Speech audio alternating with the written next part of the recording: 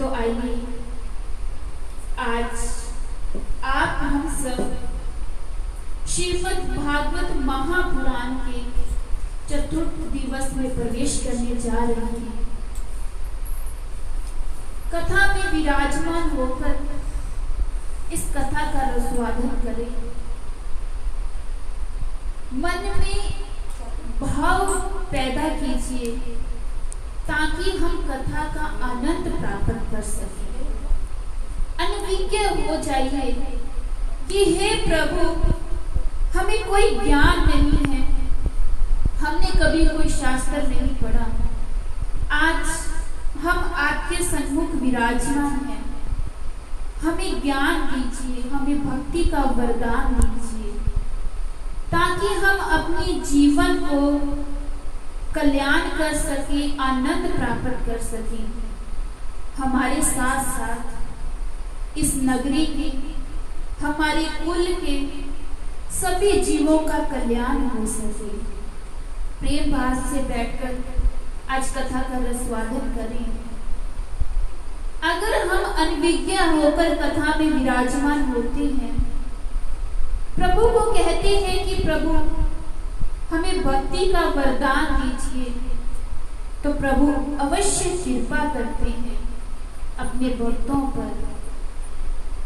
भगवान श्री कृष्ण ने कहा है कि ये सामान्य ग्रंथ नहीं है, मैं स्वयं इसमें वास करता हूँ और जहां पर मेरे भक्तों का वर्णन आता है, उस सत्संग में, उस कीर्तन में, उस कथा में मैं स्वयं आकर विराजमान होता हूँ। और जितने भी श्रोतागण इस कथा को सुनने के लिए बैठते हैं, प्रेम पूर्वक कथा को सुनते हैं, प्रभु अवश्य ही उनका कल्याण करते हैं। आप हम सभी को प्रार्थना करनी चाहिए कि हे नाथ, हम पर कृपा कीजिए और सदैव आपकी भक्ति में परिपूर्ण रहें। कोई भी ऐसा क्षण न आए कि हम आपको भूल जाएं। कभी ऐसा क्षण मत आने देना कि हम अपने मुख से आपके नाम का उच्चारण न कर सकें। हमें भक्ति दीजिए जिसके माध्यम से हम अपने परिवार का कल्याण कर सकें। आज के इस कली काल में, इस कलयुग में मात्र प्रभु का नाम है जो हमारा कल्याण कर सकता है।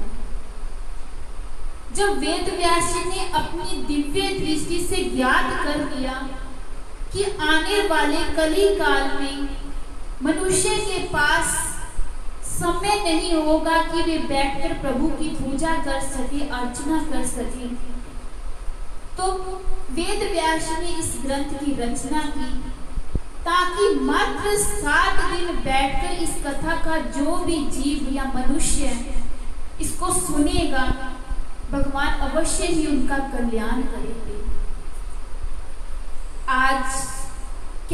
आज ऐसे अनेक प्रसंग हुए हैं, अनेक ऐसे भक्त हुए हैं जिनका वर्णन आता है, जिनकी भक्ति को देखकर हमें ज्ञात होता है, हमें सीख मिलती है कि प्रभु की भक्ति कैसे करनी चाहिए, कैसे निश्चल भाव से बैठकर प्रभु के चरणों में लीन रहना चाहिए।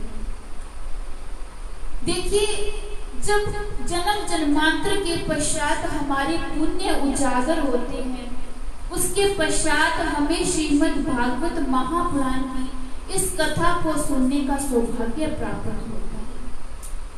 प्रभु को बारंबार प्रार्थना करनी चाहिए, धन्यवाद करना चाहिए कि प्रभु आपने हम पर इतनी कृपा की कि आज हम इस अनुष्ठान में विराजमान हैं।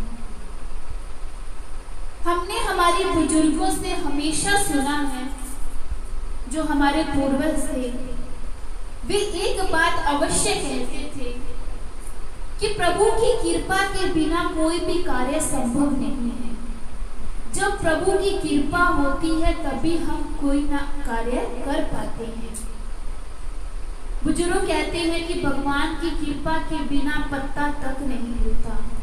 तो हम तो इतना बड़ा शरीर है, तो सोचिए हम इतनी दूर से चलकर आकर कथा में विराजमान है। अवश्य प्रभु की हम पर कृपा हुई है, तभी हम चलकर आज यहाँ पर बैठे हैं। अन्यथा नगरी में अनेक जीव हैं, परंतु आज इस पंडाल में हम कुछ जीव जो यहाँ पर मनुष्य बैठे हैं कथा का रसवादन कर रहे हैं। तो बारंबार मात्र प्रार्थना करनी चाहिए कि प्रभु हम पर ऐसे ही कृपा हमेशा बनाए रखना, ताकि आपकी भक्ति में हमेशा लीन रहे और अपने जीवन का कल्याण कर सके। बोले कृष्ण कन्हैया लाल की जय।